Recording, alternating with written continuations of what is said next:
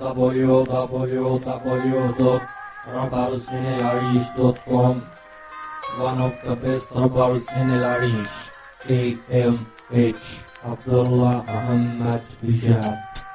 Yeah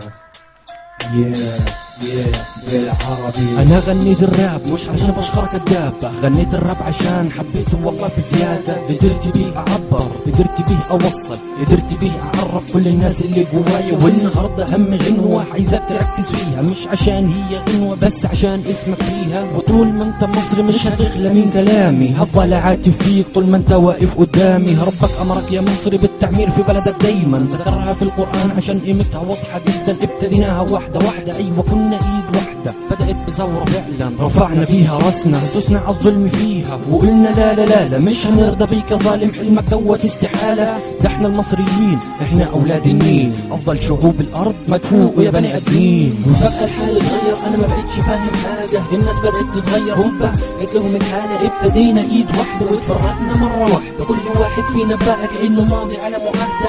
واحد ماضي بالاخوان والتاني الجيش كمان، ونسيتوا حق بلادنا يابا واللي كان فرطتوا بدمنا شهيد اللي مات عشان البلد، ما كانش مستني منكم ان الكور بعده يتخلد.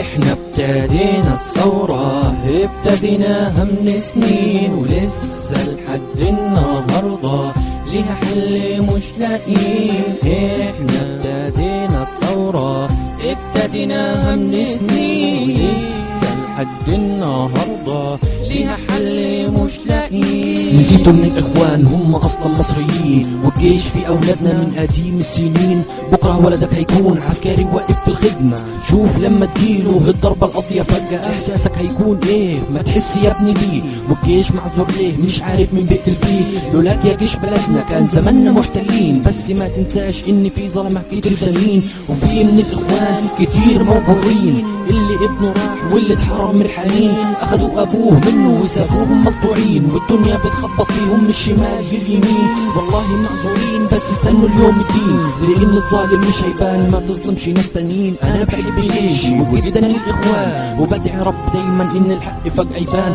وينصر المظلوم دنيا ويوم الدين. مش جيش ولا اخوان، دول ناس مدسوسين، شايفين فاهمين عارفين احنا ناس عاقلين. لازم عقولنا تفهم ان احنا مصريين، ان احنا مصريين، ان احنا مصريين.